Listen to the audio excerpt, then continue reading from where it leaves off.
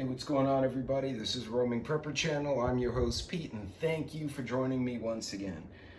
Today we're going to go through, I guess it would be part 2 of my prior video of modes of carry.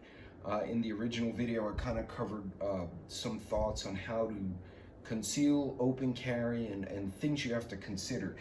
Today I'm going to kind of show you some of the holsters I use on a day-to-day level and why I use them the way I do. So I'll be right back and we're going to get into that.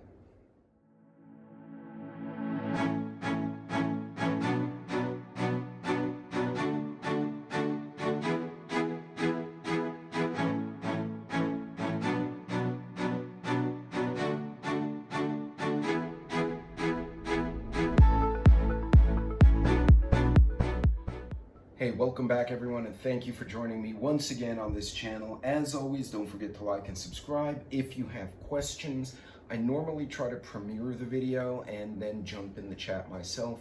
Those of you who followed me for any length of time know it's not always possible. So if I'm not in the live stream, or if you missed the premiere, feel free to leave your questions and comments below. I will try to answer them as soon as possible. Be aware, I just kick trolls, so if you come on and troll me, I'm just kicking you off. I'm not even going to engage or waste my time.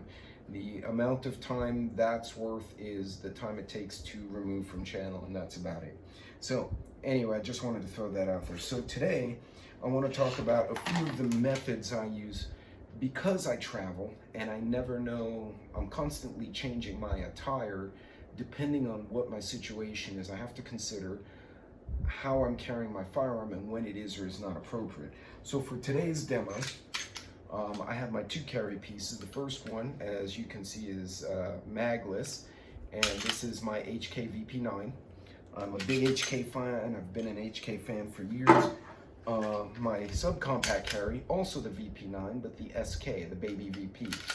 So you have 2 HKs, and both 9mm, just for those of you who are trying to follow what I'm doing.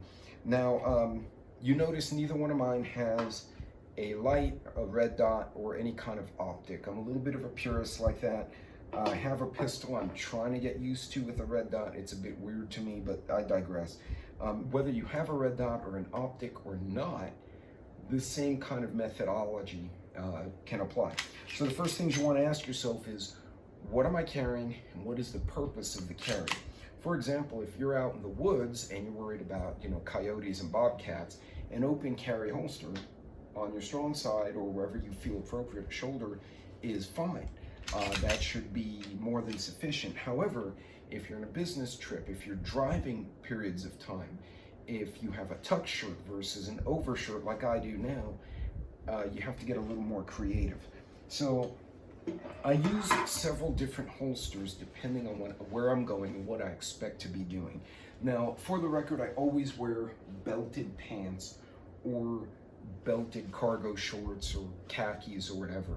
I'm not, other than going to the gym or to the beach, I'm not a fan of drawstring or like the yoga pant style pants. For me personally, first of all, I should never wear yoga pants, but that's besides the point. But even sweatpants where you tie them off, because one, they don't hold anything. Anything you tuck or attach is going to pull your pants down. 2, I'm always afraid the damn thing will break, and then I'm holding my pants up in an emergency. So that's just me personally. I save the tie-on sweatpants and shorts for the gym and the beach, or if I'm hanging out in the yard. And that's about it. So assuming I have a belt, there are a couple of methods I like to use. Now, I personally have tried the inside the waistband. I don't like it. It just feels weird to me, and that's my personal preference. Some people love it. My son-in-law, actually, that's how he prefers to carry, and that works fine for him. Doesn't work so much for me, but that's okay. So if I'm going to open carry, I'm going to go with a retention holster, and something that's not easy. So this is one of my older retention holsters. This is a Bianchi, and as you can see, it's the old style thumb snap. Now, one of the things I like about the Bianchi is that it will fit both my full-sized HK as well as the subcompact.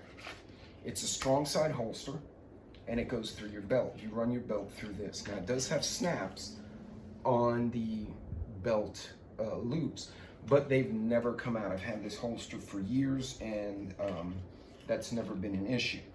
Now it will carry both the full size as well as the subcompact VP9. It's very light because it's made of ballistic nylon with a felt inside, so it doesn't rub the heck out of you.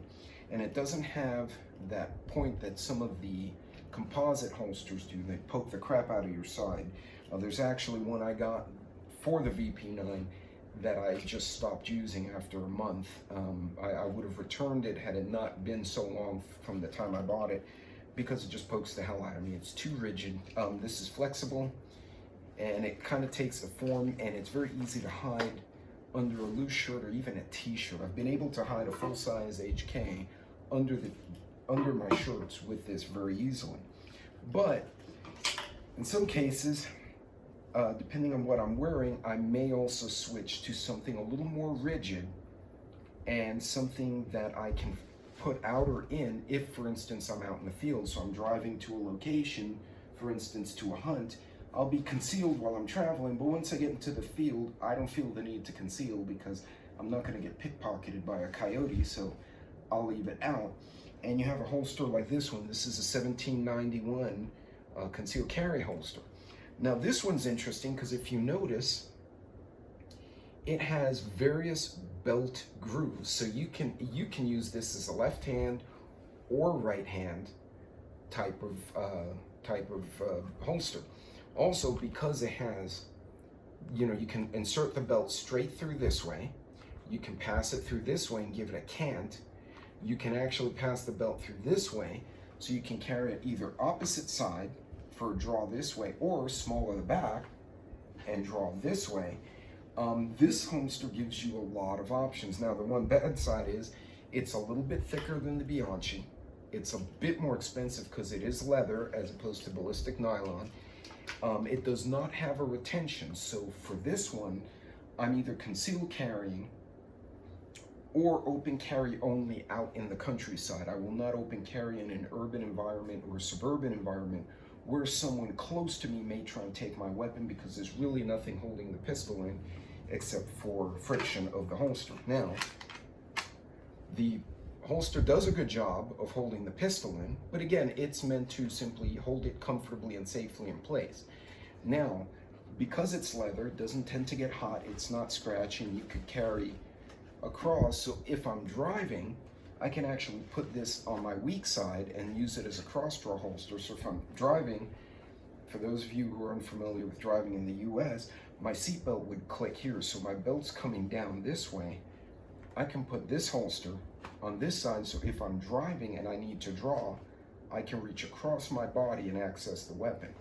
So again, one of those things to consider, but again, not great for open carry in my opinion, because there is no retention. There's nothing really to prevent you from having someone just grab the pistol. This one at least has a thumb snap. It's not great, but it is an impediment. I still wouldn't trust this one for open carry. This one I like to use when I'm backpacking or hiking because it's lighter, and if I fall down, I'm not going to lose my pistol and it's going to go tumbling down the side of the mountain. Now, when I want to get more serious about retention and maybe a more hostile environment, or want to open carry in an environment where I may be in close proximity to people I do not know, I have a Safari Land. This goes great under a sport coat or a suit jacket, or if I'm wearing a hoodie, it goes great. And in cold weather, I'm wearing a hoodie and sweaters anyway. I can open carry if I go walk my dogs, and typically when I'm walking my dogs in my own neighborhood, nobody's right up against me. Now, great thing about this, it is a button retention, so this pistol will not come out. As you can see, there's a button right here that requires me to actuate with my thumb to get the pistol out. So this is a type of holster that's favored by a lot of law enforcement. Now they're using a double retention, but up until a few years ago, this was one of the preferred security type holsters. Now this one, as you can see, has a belt loop attachment, but you can unscrew it and actually put a paddle holster so you can tuck it into your pants and you don't have to undo your belt. The paddle is quite large. I don't have it right here with me, but I have the option of switching the carry style from a belt to a paddle, and because of its covering the whole weapon, as you can see, and it protects it from a lot of dings on the outside. This is also great if you're going to, again, carry open in an urban environment for whatever reason, or if you're motorcycle riding, or you're doing some other activity where your pistol may wind up like this because you're sitting on a motorcycle or you're climbing. This will retain your pistol much better than this would. This is more comfort concealment type holster. This is a heavy retention. The one bad side about this thing is it kind of retains the little HK, kind of sort of, but not great. It's a little bit of wiggle room. It's not that bad actually, but again, if I'm going to carry open, and to be honest, if I'm going to have a holster this big, I'm going to have the full-size guy with me. But anyway, it does work for both sizes, as do these two. And you notice what I'm doing here is I have holsters that will fit both my pistols, because if I'm traveling, I actually bring both with me. One will stay on my person, one will stay on my luggage, depending on how I'm traveling, if I'm driving or, you know, by some other means. And depending on what I'm doing that day, I will switch firearms. Now, the newest one to the collection, and I got this on sale. This is normally a $50 holster. I got it for $20 because I waited for it to go on sale, is the Black Hawk Serpa. Now, I have an old Serpa holster for a revolver that I purchased a long time ago, and I like the design. They do have, now unlike the Safariland that has a thumb retention right here, this one is an index finger retention. So, and it has this little hoo-ha in here. So this one carries like this. Now you notice something else. It's open on the top. So this is also good for an optic. Now this is not an optic compatible HK, but if at some future point myself and Miss Sassy, my wife, also carries HKs, if she decides to put an optic on one of hers, or we switch to an optic friendly, I don't have to switch holsters. Now it's not light friendly, but it is optic friendly. And also notice it's a very small profile. So unlike this Safariland, that's very big and also very rugged, this is a lot smaller and a lot less bulky. So if I'm wearing something like this, it's much smaller on the carry. Now, this has a belt loop attachment and a paddle holster attachment. And basically you just attach it as such, which I'm not going to do right this moment, and you tuck it into your pants.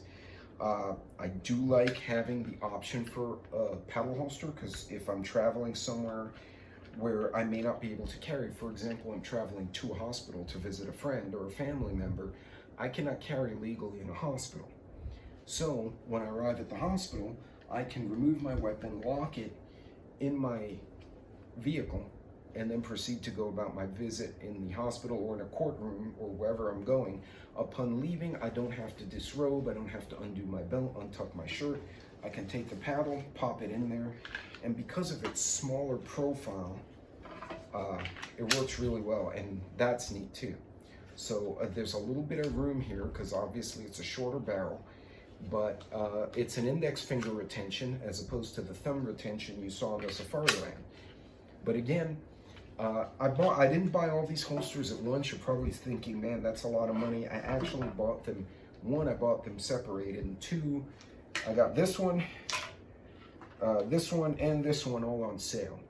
So normally these three alone, not including the leather one, that one I paid full price for, which was not cheap. That was a good 70 bucks.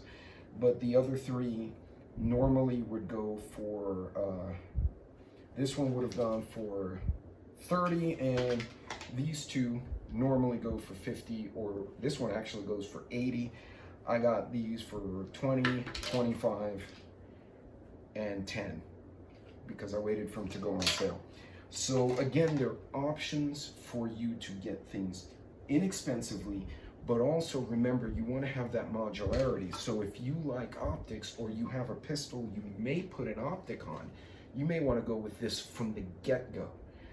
Most people don't do what I do, where I'm traveling, I'm in t-shirt and jeans, then I'm switched to a three-piece suit, then I switch to overalls, and I'm out in the field with a hard hat, and I'm constantly, I feel almost like I'm in a Vegas show, constantly changing my clothes. Most of you have a much more normal job where you go to and from work and you wear the same stuff all day and you do the same thing all week. So for you, one good holster might fit the bill. Now I do like the Blackhawk. I'm going to be testing it out because I dropped the box everywhere. This one is the Sitrep close quarter combat concealment holster, and again, as of this week, they were on 20 bucks, down from 50 or whatever they normally are. So that's a great deal in my eyes. And also, it fits both my pistols, so it gives me options on my carry. It's optic friendly. If I decide to upgrade and put optics on my weapon, this will not force me to change holsters, whereas I might struggle with this. This is definitely a no, and this one's a maybe. So again, guys, ladies and gentlemen, when you buy your firearm, you want to also consider your accessories. You want to consider how you're carrying, what clothes you typically wear, what clothes you might wear. My unique situation with the travel and going to different environments and changing attire depending on what I'm doing, I have a little bit of a weird situation. Most of you don't, so you can probably get away with just one, maybe two, depending on you want to open carry or concealed carry, or if you're going to go out in the woods, you may want to protect it more. So again, folks, just some more stuff to think about. And again, the Blackhawk holsters I'm a big fan of, but the 1791s, I love the leather. I'm a big fan of leather holsters, but sometimes it's not an option. So folks, keep your options open. Thank you for joining me for this one. And again, whether you're a Glock fan, a SIG fan, an HK fan, Smith & Wesson, Taurus, whatever it is you're carrying, most manufacturers have a full size and they have a subcompact. If you can find a holster that fits both and you happen to have both, even if you don't have both, it gives you the option that if you buy the smaller or larger handgun, you don't have to get a new holster every time. So in any case, folks, I hope that was helpful. I hope you enjoyed. God bless, Godspeed. Remember, if you carry, bring a first aid kit, have a tourniquet handy in your truck, and train. Train on the draw, train on the reloads, train on the competency, train on the clearing jabs. Texas Red Leg, God, there are a few other people who've done videos on technique of various types. You can find a slew of them on YouTube and other social media, but make sure you get the training, because the worst thing in the world is for you to draw your firearm in an urgent situation and either you don't know how to function it, you cannot reload it, or it malfunctions and you don't know how to clear it, because now you've got a big problem if you're not competent to deal with that situation. In any case, God bless, Godspeed, train up, and I will see you on the next video. Thank you so much for joining me. And again, comments below. Don't forget to like, and if you want to share, always appreciate it. Take care.